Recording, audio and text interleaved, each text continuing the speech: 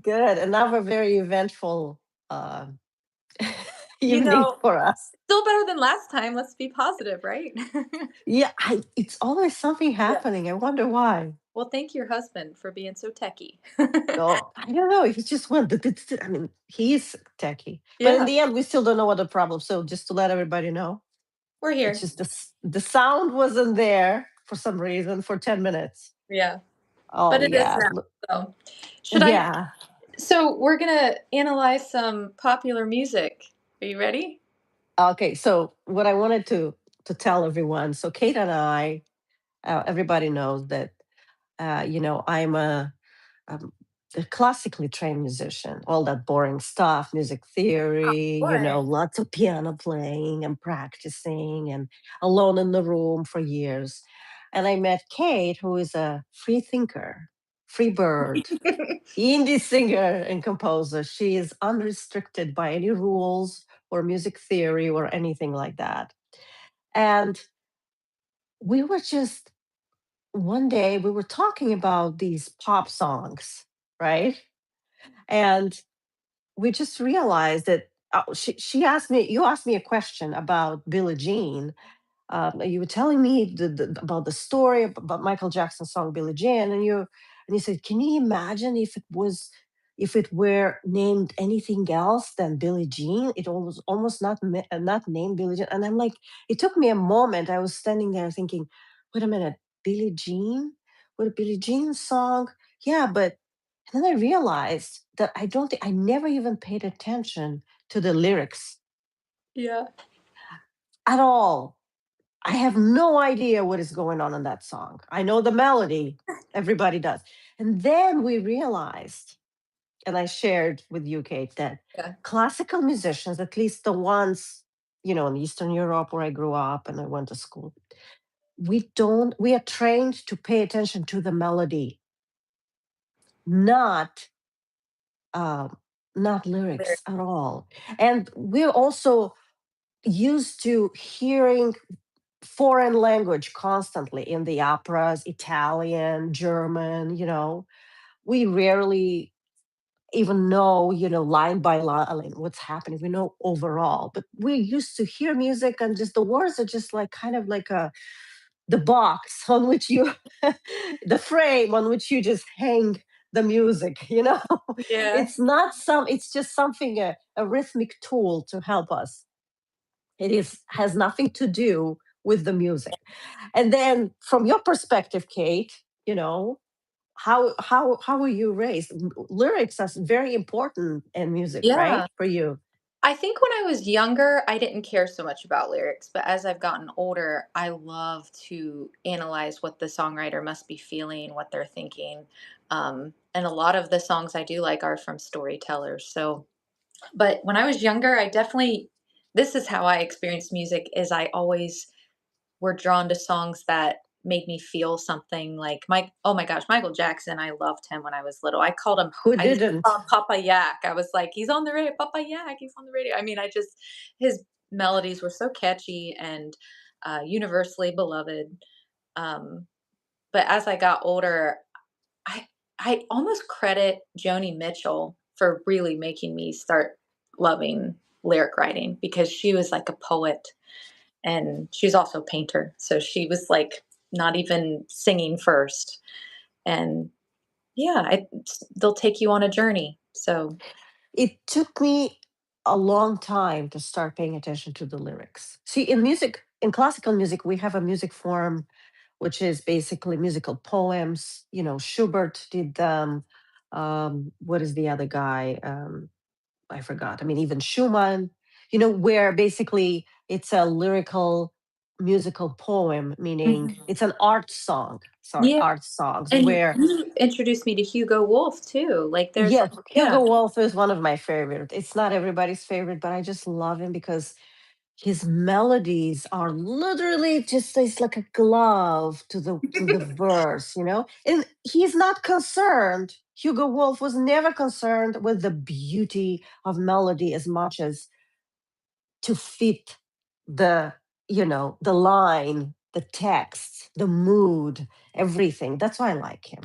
That's But nice. people more are into Schubert and of course Schumann. To me, Schumann is pretty, but it's not always exactly giving the mood. It's more about the verse still caters to the music, which is very normal way of thinking for classical composers. But anyway, we picked how many songs? We picked a few songs to pick from. So Yeah, we just, we stayed in the 20th century, so, like, the last 4 decades. We didn't go into the 2000s, but we just picked 5 songs that we both agreed, were they're memorable. great. And also they're very, very popular because unfortunately we can't really play them here Yeah, on YouTube. So these are songs that everybody know. yeah.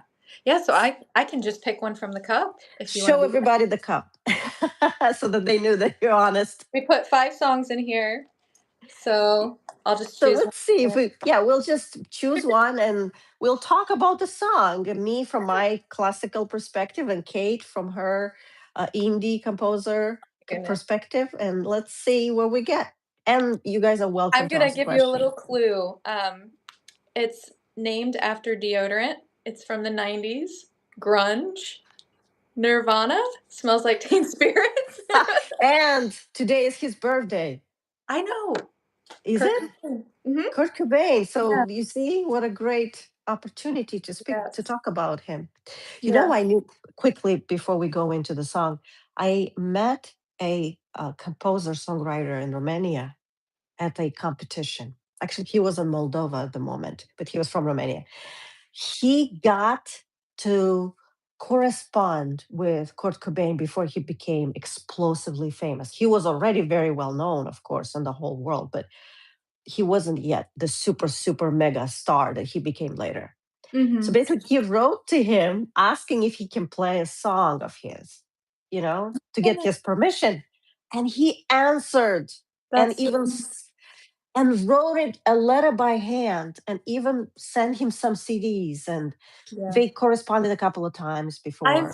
I've read that he was a very gentle soul, that he was kind to his fans, and, there's one story of Nirvana having an all-girl, like, punk band open for them, and they weren't treated very nicely. So once Nirvana got on stage, he kind of told the audience, like, "You don't get to treat my opening band like that." Like he was kind of known for being like a good guy. Yeah, That's great. yeah.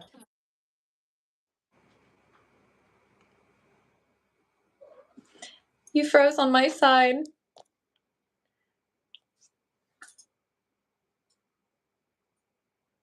Yeah. Okay, so do you know? It's the last part I heard. Oh, okay. It See, I froze. don't really know a whole lot about the actual song, but since I was little, this was the first album and the first song I heard. And Mhm. I could say that in beauty and diversity and of harmony and melody, it could really compete with Michael Jackson, Yeah, I this mean, song. it was very popular. This was the grunge era in the 90s. Hmm.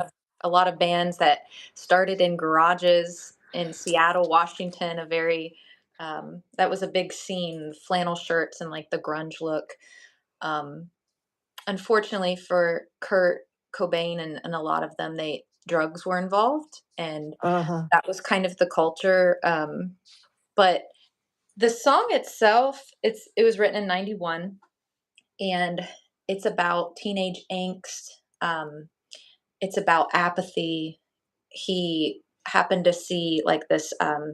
The story is that he saw this graffiti on the side of a wall in somewhere in Washington, and it said "smells like Teen Spirit," and not knowing that that is an actual deodorant that women wore, that teenagers wore, he just assumed it was some kind of rebellious statement, and he really liked it, so he wrote the song about it. And Do you know the most amazing, iconic? What's the most iconic part for you in this song? You can sing it, and then I'll tell you mine. I like when he gets nonsensical almost with the words, like, he's like, "A mulatto, an albino, a mosquito." Yeah, I mean, it's just like, I think See, he I just have likes no this. idea. To me, like, oh my God, this is the What first time I'm hearing the words. why, I just feel like he just I don't think he cared about the words. I think he was just using those syllables. I mean, they don't make sense to me, so maybe it's just, maybe that's part of the apathy of the song.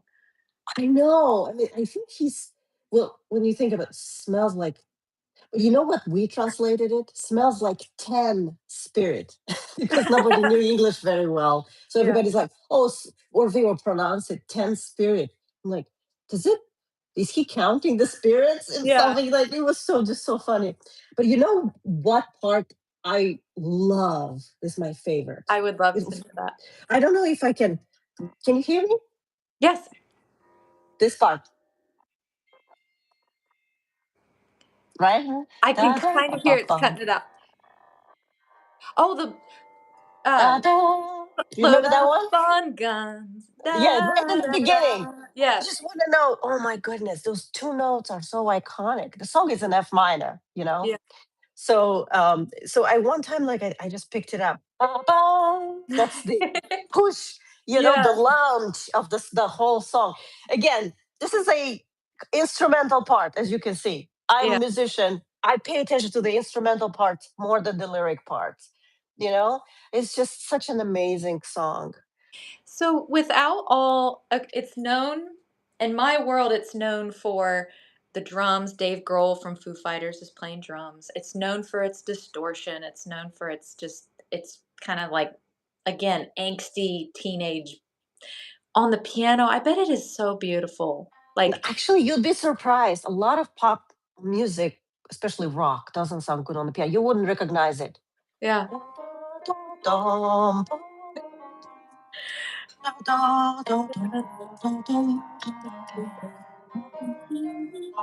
Right? I think it sounds pretty. It's it still has that. Da, da, da,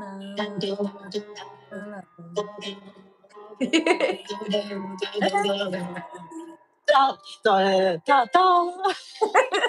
It just I sounds love like a it. Beethoven, right? Yeah. It's a I very complex melody. Da, da, da, da. Right? It's all over the place. It doesn't sit still, just like him. yeah. No, and in the video, he's, like, not even, he's shaking his head like a rock star and all that And type of then, is it stuff. true that he would go and destroy everything on the stage whenever he would be I done with the song? I was so young when Nirvana was out, I did not see them in concert or anything like that, but I feel like definitely I hate to say this, but the drugs in that culture was rough. Like, I wouldn't be surprised if they did, yeah. Yeah. Anyway, let's see what's next song so that we Yep. get through all of them because we Yeah. kind of wanted to keep it to an hour. I don't know if Yeah. it's going to happen. We started 13 minutes late. So, Oh my goodness. I love what this. is it? Which one is it? The Beatles, Eleanor Rigby. Oh my God. Okay. Let's So see. I have to ask you, Anna, I don't Yeah. know if this is appropriate, but do you have a favorite Beatle? Well, of course. The member, a Mm-mm. member, Yeah, a or, member of the Beatles. I thought you said remember. well, oh, no, no, no. Well, honestly, I know the music, their music more than I know them. But honestly, to tell you the truth, you're not going to like my answer because I know you like Paul McCartney as a person. I think he's fabulous, but I think John Lennon was iconic. And I'll tell you why. I watched a show about him in youth. He was very angry, very rough. His girlfriends were saying that he was abusive. Mm, He was the total opposite of his music. He was extremely like brash and just brutal I mean, in the way if he wanted to make you feel bad, he would definitely do that. yeah, the one that wrote Imagine and talked about peace all the time, and yeah, that is strange. Because all of a sudden he changed. It's just something clicked in his brain and he became this serene person. He even predicted his own death. Did you know? Uh-uh. He said that I'll end up being killed by a crazed fan. And that's Oh exactly how it my happened. goodness. Oh, Something that's happened true. to him and he became the opposite of him. That happened after his first marriage. His first marriage ended in a terrible divorce. He had a son that didn't even want to really, I don't know if he was in a good relationship with him. I mean, he loved his son, but he was he was in search of himself, as artists often That's the do. one McCartney wrote, "Hey Jude" for. Really? It's a good song that I love. Every tune McCartney does is phenomenal.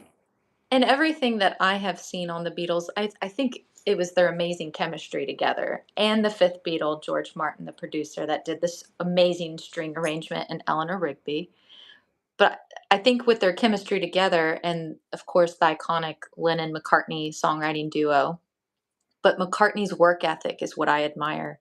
He was very much a leader, and I think that he kept the Beatles on track a lot when Harrison went his sitar route and they were doing drugs, and, it was always McCartney that kinda kept them on the straight I, path. I read about, mm, I watched a short clip about Eleanor Rigby, how the name came. Did you know how the name came? To Yeah, now, right now is this song is an icon and everything, and you wonder how did they come up with this? Well, Paul McCartney was just walking on the street because he knew he has to come up with a song. So he just went for a stroll. Did you watch that? I did. Yeah. Yeah, and he was Yeah. in Bristol, right? Yes. In Yeah. England. And then he sees something, a name with Rigby in there. And Mhm. he thought, oh. And then he had there was a situation there with a person, Eleanor, that was in that Yeah, line, who she was, was an actress from the film Help with the Beatles.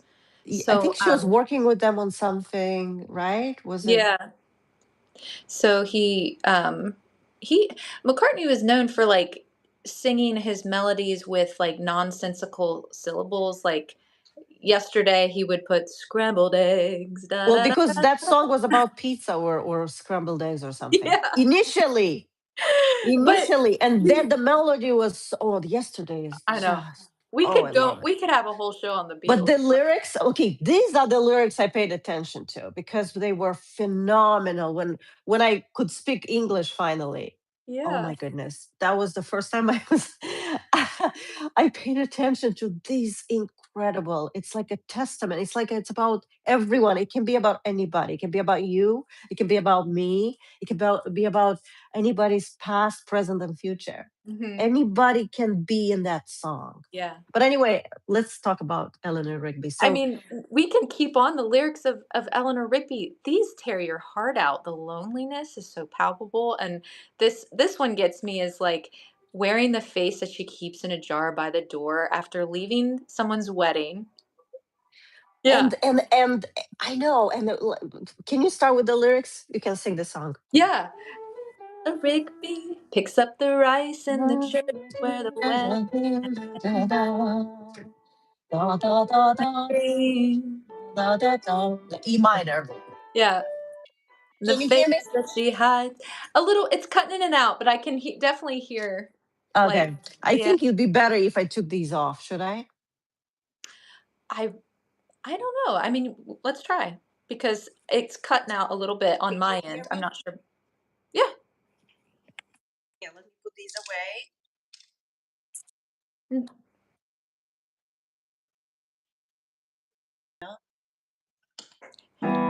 Can you hear me? Yes, that's Or so still much no? better for the piano. Absolutely. But not for the voice, right? I mean, we can hear your voice, but we can definitely hear your piano now. I imagine No, you're. I just want to go over the key. You know what struck me about this song? The harmonies, right? First of all, the key is, to me, it feels like this. It's like, is it a Dorian? It's a E minor natural, almost, right? And it's just minimum harmony. It's almost, it reminds me of the uh, pre-middle age music. That's When what you was that? The said. Middle Ages. Well, Before that, the monks in those churches, because they were the ones writing the music at the time. yeah. And it just starts with a E minor,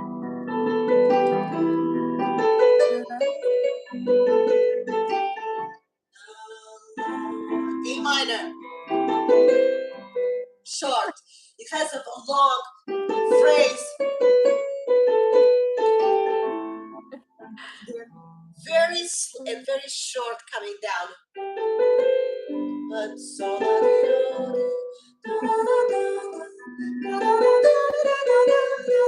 you see, I don't know the words. It sounds great.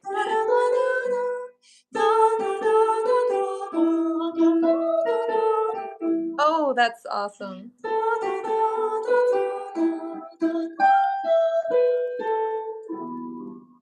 And And then that when they next line, added, I'm gonna put these back on because I hear you better. Is that it okay? sounds beautiful. That next line too, I read that instead of Father Mackenzie, at first it would have been Father McCartney, and Lennon was like, "Oh, I like it. We should keep this." And then, but this is the little story I wanted to share. Paul McCartney said it kind of bothered him, and he like, there's this thing like I call it the cringe factor, but if you write a song and you go back and listen to it, and there's some part of it you're like, "Oh, I want to change that," you really should because The otherwise cringe it'll always, factor. yeah, it'll always I drive you didn't know crazy. about the cringe factor. That's a good Oh, one. it's just if you've written something and you listen to it initially and something's bothering you, give it like 24 hours and go back and That's how then I feel about going back and listening to my voice, my speaking voice. I can't stand it. oh no. No, it's I know great. it's just the cringe factor. Speaking of the cringe But, factor, Paul McCartney's like, "I don't really wanna sing a song that's like Father McCartney," so he it changed would it have to been like, ridiculous because yeah, it just doesn't go with this archaic monastery like melody with that just two harmonies, basic harmonies in there, yeah, from E minor.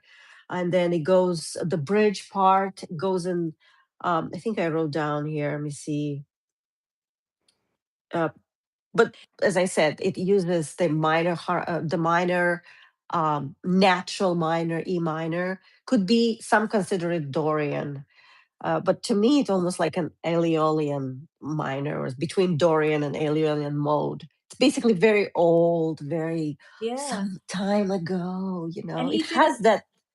he didn't start this on guitar, McCartney did write this on piano, so maybe that has something to do with it, what he was inspired by, but that string arrangement is my favorite part of this And song. then, I love, yeah, that's da da da.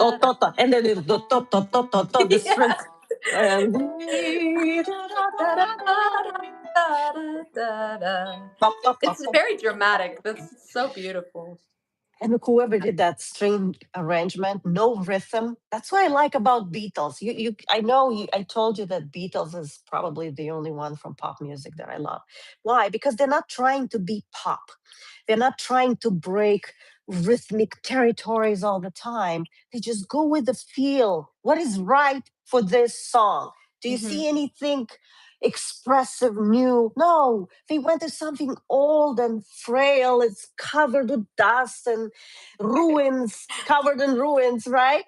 And Yeah. then when you think about the words, what do you think it is about? Oh, 100%.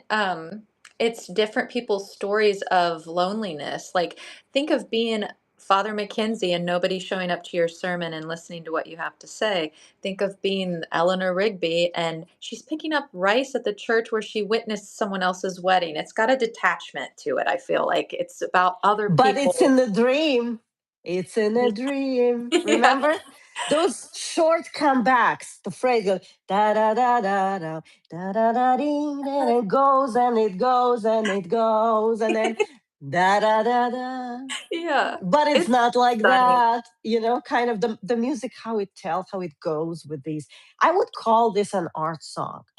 Yeah. It's very much of an art song because of how it fits, the style of the accompaniment, even the keys, the tonality picked, and everything. You know what I want to say about these people? To me, I feel, yes, you feel lonely because you have forgotten these people. They Mhm. never came. It's almost like maybe they lived some time ago with their desires and Mhm. everything, and they try to do something. They thought they will go into something, but largely these people were not seen. They almost like Yeah. existed, like their Agree. existence, so to speak, fell through the cracks, somewhere. Even No, but Even the lyric about, she leaves her face in the jar by the door, by like, the she's putting door. on a mask of Who I is it for? yeah, yeah. Why is she wearing the mask of, I assume, makeup? That's how I took it, but yeah, why would she be wearing this mask? Which means she didn't have anybody. Mhm. But you know what? I feel like these people are everyday heroes, Yeah, right? Simple heroes doing simple things that in the long term will go far, right? Here, we singing about these type of people and it's a fabulous song, right? yeah. And maybe we haven't gotten to those people's deeds. And maybe one day we will. Don't forget, Bach was almost forgotten after his death completely That's and insane. then discovered, right? So it can happen. Maybe some of these people that lived that we don't even know about we'll discover later. Yeah, that's Great song. incredible. Yeah, we've got some good comments on here. Oh, Someone yeah, was yeah. on a Zoom call once with Paul McCartney's bass player, and then Uh-huh. I think someone was talking about our yesterday lyrics when we were talking about scrambled eggs, baking Uh, bacon pancakes. I'm assuming that's about the same thing. you know, these melodies can start from nothing, from a whim. I once wrote a melody because I was thinking to post something, a question. And then I liked the melody so much that I decided to turn it into something big because I didn't end up posting. I had kept it to myself. Yeah. It Do was you for me. do you always write your music on the piano, or do you ever come up with it in your head first and then go to the piano? I Or think sometimes it just sometimes you hear it. No, I don't sit and start, oh, today I'm not like Bach, who was so disciplined. He would sit at the piano and clavichord, whatever the instrument was. Please don't come after me. Listeners saying they didn't have pianos. Yeah, they didn't, but whatever they had, they kind of called pianos. They thought it was a piano. Yeah. They Yeah. were aiming to make a piano. Anyway, so he would just sit and say, today I must write a prelude and a fugue. And that's it. He had to That is write it. discipline. And he would work late when everybody would go to sleep and the house was quiet and, at the candlelight. That's why he almost went blind. Yeah. I mean, that is discipline, and back to, like, pop music too, Paul McCartney was very disciplined He like still that. is. That's why Yes, he he's is. the one giving concerts and Yeah, owing everyone with his music. yeah, He's such a absolutely. wow person, I think. He's very bright. And I think he became more distinctively, you know, a performer Mhm. later in life. Don't you think so? Yeah, and he branched out with his ex-wife with Wings, and, I mean, he's just probably one of the most respected songwriters Oh, alive today, he if wrote not the. the most incredible songs of the century. I have a question there for somebody. What songs do they like from Beatles the most? Of Paul McCartney's? Let me ask you the same question. Which song do you like from Um, the Eleanor Beatles? Rigby is in my top 3, Yeah. and I truly love Blackbird. I think that is such a beautiful, he wrote that about the civil rights movement, and, it's got a beautiful What uplifting a great message. name. Mhm. What a Singing in the Dead of Night. fantastic. Yeah, it's Oh my beautiful, God. and I love the guitar in that, so it's just gorgeous. But I also like George Harrison wrote, Here Comes the Sun, and I think that Here melody, comes the sun. Da, and da, da. try singing that in a bad mood and not, Yeah. it improves. Oh, it's such a that line, it just literally the song is coming up Yeah, every time I it's hear it. beautiful. Yeah. You see, this music, it can give you so much.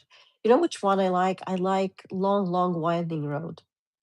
Yes, that's a good one too. Long, long, And winding road.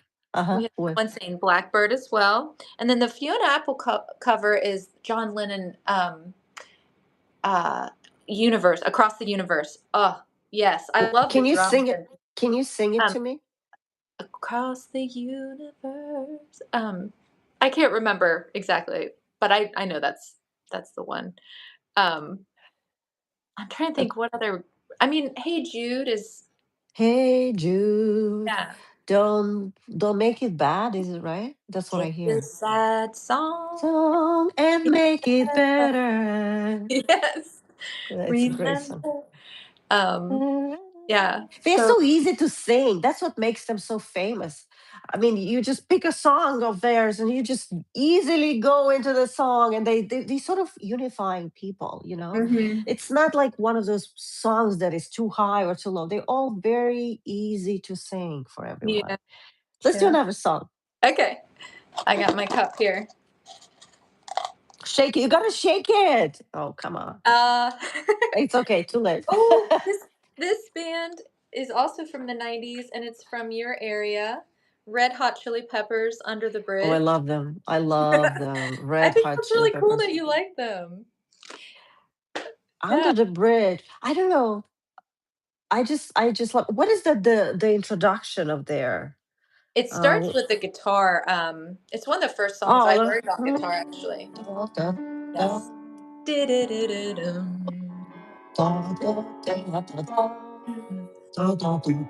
Dum. Red. Hammer on. Yes. Something like that.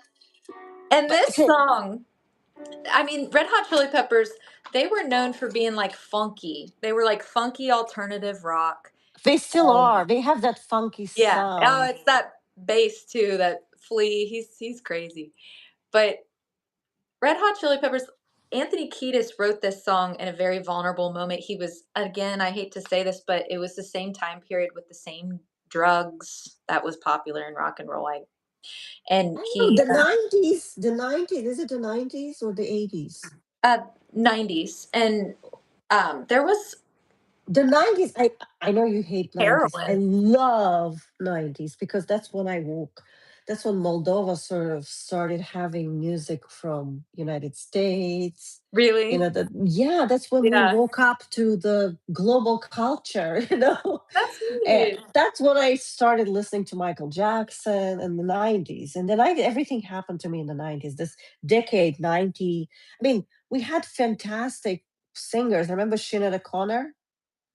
Yeah, I Um, loved Sinead O'Connor. Oh my I can't believe she god. died like that. I know. Oh my gosh, when I was a little girl, I thought she was just I remember seeing her on the TV and she had her head all shaved and I was like a little I was thought it was a little weird and then I heard her voice and I was just like, "Oh, she's so beautiful." I Well, remember that. she's very unique. And you know what I like about her? She was not afraid to No, she be wasn't. unapologetically original and tell Yeah. people what she feels and use her platform to bring the message that she thought was important. Mhm. You may Yeah, disagree, you may not see eye to her, but she was but singing her but truth. she had the courage. She didn't try to appeal to everyone. She tried to be who she was, Mhm. not being afraid to lose, There people because they don't like what she says or whatever. There were a lot of courageous women singer-songwriters in the mid to late '90s that did that, and, I'd say that era probably inspired me the most because there was Sarah McLachlan and Tori Amos and all these Fiona Apple, which, someone mentioned earlier, Oh, okay. um, and then here's another. Everyone, give us more courageous women that you Yeah, like, singer yeah. songwriters. Tell us more. I want to learn from you guys. I'm a classical trained musician. I do know some of it, but I don't know all the pop culture, especially Oh, yeah. American. I agree with this one. Tori Amos is my favorite female singer-songwriter too. Tori Amos and Joni Mitchell are probably my favorites. But Red Hot Chili Peppers, and absolutely right, Yeah, yeah, yeah. was inspired by a heroin addiction See, I under the never bridge. thought. I didn't. How did you guys know that? Is it in the Uh, lyrics? no, but it's he worked Okay, with for someone who never seen the interview and heard the song, you know what I heard? what'd you hear? I I'm so heard I to me the song is about, it's pretty much how I felt California to be in the beginning, a very lonely place really because everyone is in their cars constantly. You want to go somewhere? You can't just take public transportation. I mean, by bus, you don't get anywhere. It's huge and it's just spread out. So, and when I started driving, I realized I'm constantly alone in the car, going somewhere, meeting with people for like, we'll say, what, 1 hour, and then again, 2 hours back, or everywhere, all the time alone in the car. yeah. That's how it felt to me. California. So I thought But that's what he says too, you that's the know? beautiful thing about being a songwriter is your song could mean something different to each person as they interpret it through their lens of life experience. So that's really cool. He wrote it about coming clean from heroin. That person is Music Q. You're absolutely correct. And then What did he say?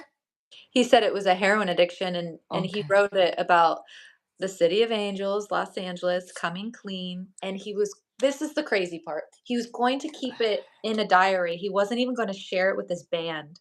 And Rick Rubin, who's a famous producer in pop music, he's done everyone from, like, Johnny Cash and LL Cool J and all these artists. I feel like he's done every genre. But Rick Rubin encouraged Anthony Kiedis to share it with his band, Chad Smith on drums, and then John Frusciante on guitar.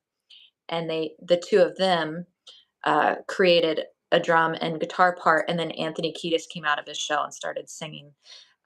But he wrote this. He felt like it was too soft. It wasn't He like didn't want that song on, right? He thought he Mhm. wrote it for himself. It's not good Yes, enough to be there because it was different. exactly. And it is different.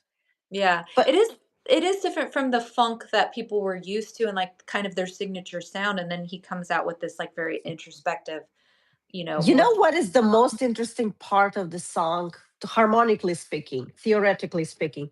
Like we talked about the beginning.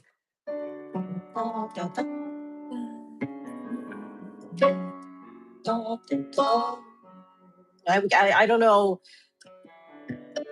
And then, so this is D major and then goes into F sharp major. And then Yes. suddenly the song goes into Now E major. You know what remind me? Beethoven used to do that. Oh, Like really? he would just jump into a key without a modulation or anything. Yeah. Sometimes Uh, we're getting some really good comments too. Yash says a lot of musicians are suffering from addiction. Unfortunately, I think it's that sensitive thing and trying to, I don't know, a lot. We talked about Nirvana. They had the same problem oh, with I just heroin. don't understand why. Why?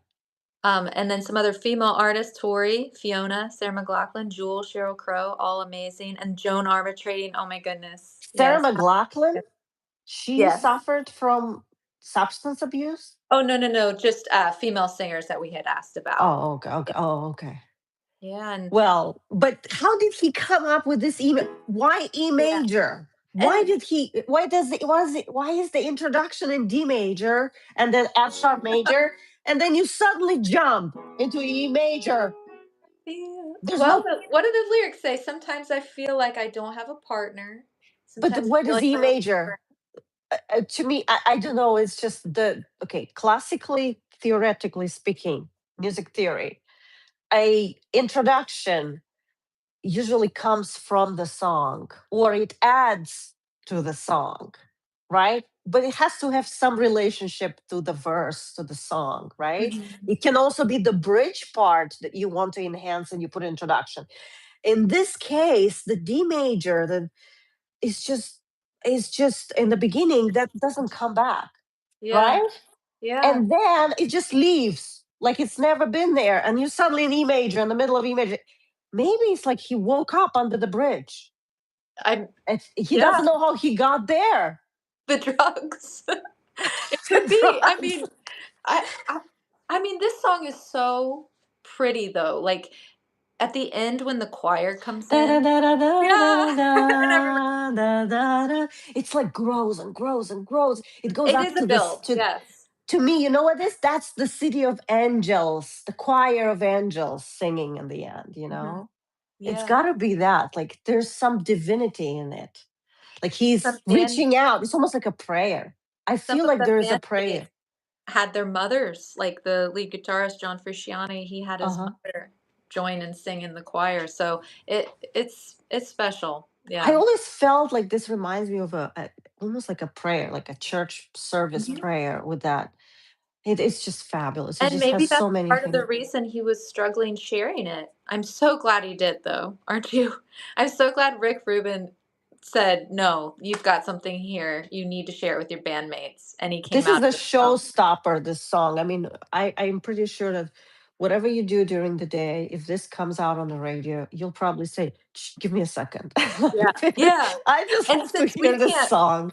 since we can't play the full song, we should really encourage everyone to go through and listen to Yeah, these if you, now and do you fresh guys know? I'm assuming everybody know these songs. We wanted to pick songs that are very, very well known. Yeah. If I know them, that means everybody else here should Yeah. know them. I know, and this is just such an iconic song. Like I said, I remember, when I was a teenager and I asked my guitar teacher, I said, "Can you teach me Under the Bridge?" It was one of the first songs I learned. We're getting, like, Elton John, there's so many, like, really good artists that people are, um, recommending for Somebody here for says music and Jesus saved my life. Yeah. Murphy of it all. Oh my goodness, Mhm. I liked Polyphonic Spree too. Yes. I That's where, wish I knew who these so were. Polyphonic Spree is an in was okay, had, um, oh my goodness, what's her name? Uh, well, there were lots of indie artists that came out of that, but there Yeah. Saint Vincent is who I'm thinking of. I couldn't, and, I was just listening to Sufjan Stevens the other day, and yeah, lots of I mean, lots of good artists. Okay, we have 2 6 more. minutes, I but we know, have we have 2 2 more, more. and then okay, I have a question for everyone who wants to, answer. Is there a song that you can't stand? Is there a song like Kate and I were talking the That other was so day. funny. I I've mean, been there's telling my some colleagues songs for some reason you can't take it. Whenever you hear it, it just makes you cringe. We I all feel have like one at I least. felt so mean, but I was even telling my colleagues that today. I was like, there's 2 in particular that one, I just my ear just automatically is like, I can't do with her Can you voice. say which one it is? No, you don't want to say. I don't wanna make fun of the artist because she's an acquired taste. I just can't deal with her voice. But it's the song in particular that I have to leave the room or turn it off or like, I can't listen to it, I really can't. It's called, Big Girls Don't Cry. It was big, like, 10, 15 years ago. It's by Fergie. I I I have nothing against Fergie, I don't even know her music, but that was on the radio a lot, and I just remember thinking, oh, It just I didn't agree can't." with you. You know which one that I always hated, and not just me, somehow my sister too. Celine Dion, "My Heart Will Go On" Oh, from the Titanic. Titanic. Oh, you guys were really tortured because that was, like, all over the radio. Oh my god, and I like the music. I mean, I love Celine Dion and most of her pieces and that she sings, but You're just here. oh god, stop it! My ears will shrivel, please. It's just a melody that doesn't go anywhere. Yeah. I have to It's like admit, I think you I was know, so obsessed with that movie that I did love that I song. I always cried can that when the song. credits came on, I'm sorry, Oh but my that's god, music's subjective. We have there's I don't. I just. It feels to me like there's no modulation good enough for that beginning. Um, it's just there's no explosiveness. It's just a voice going up and down, but there's. It's almost like when you yawn, but you can't really yawn to its fullest, you that's know, a good and you analogy. gotta yawn again, you know, kind of like Uh, that. It's weird, yeah. Yeah. and Uh, everybody else did love it, and I'm like, something is wrong with my ears. My brain can't take it. I just don't yeah. like it. I mean, I there's other songs here, like 10,000 Miles by the Brooklyn University. Oh, somebody said, I'm what gonna is be 500 500 miles, it's awful. of which song? I will walk 500 miles and da. And I totally agree with the whisper singing. Like, I'm so tired of that, The personally. Billie Eilish? She's What Billie Eilish? not just the whisper singing. Like, I'm tired of that for right now. There's several pop artists that do that. All of Me. Do you like All of Me by John Legend or no? I feel like I've never even listened to the full song. But Oh, I yeah. hate all of me. Oh, mama. No, I know which one. It just dawned on me. All of you. Oh, My no, no, please. all of me. There comes the finger on the button. You Okay, know let's do how you another. can get torture me to Oh, get me to do whatever you need? what? There's a band that is just noise to my ears. I Which one is it? It's a punk band from the '90s. It's like dun, dun, Green Day? Green Day? Can you sing something? A I'd song? rather not. Wake me up when Sept Hold on, I'm trying to think. What song Oh, drives me where? the craziest? Oh, I know that. It's a very brash song. When Um, September 8th. It's very noisy. there's one, "Don't wanna be an American, I just, like, turn it There's off. nothing wrong with being an American. We love it. But it's just the song, right? Yeah, I don't wanna be an American idiot. I can't stand that song, but okay. You see, That's again, we you don't really, Music is it's hard. subjective. Yeah, it is very subjective. These are probably great pieces. I can't stand Beethoven Yeah, Concerto Green number Day. 5. Huh? Concerto number 5 by Beethoven, piano You can't concerto. stand I it. can't stand it. Remember I said you said it's very noisy and technical? Yes. Yeah. Oh my god, it's like a bunch of scales up and down the keyboard with a lot of literally that's all I hear. That's so funny. Okay, let's do another one. Okay, so I already pulled it. This one is everybody loves this song. I feel like nobody hates this song, but Okay, I could what be is it? wrong. This is 80s synth pop, "Take on Me" by Take Aha. on Yeah. me. Oh, So da da let's da da. admire his voice first off. The range Da, of his da, da, voice. da. Yes, I mean, I'll it's like never the get tired Anna. of this melody. Don't Oh, you wanna, like, shake your shoulders like you're in the '80s? and, and the rhythm beat is so. Do you know what the song is about?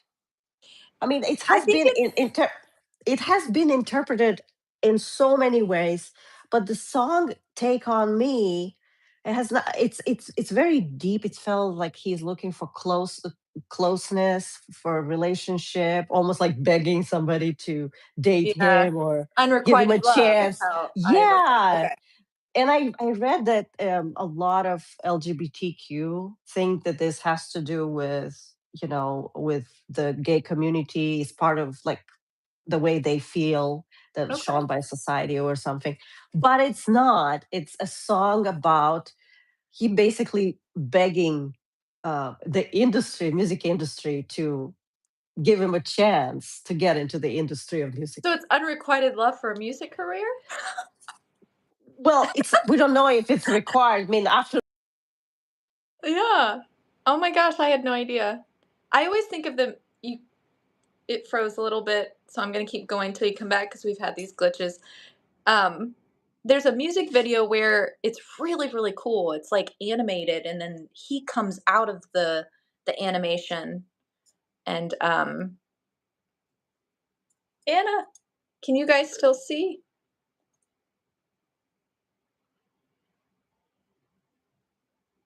Yeah, the man I'm not sure, it's a Norwegian synth pop band, but the man who sings, he's got an amazing voice and amazing range. I'll have to look up the God Bless America. Um, Anna, you're frozen. Okay, I can see her too, but not hear her. So maybe I'm not sure what that is. But until okay, she left. Maybe she will come back. I will be right back.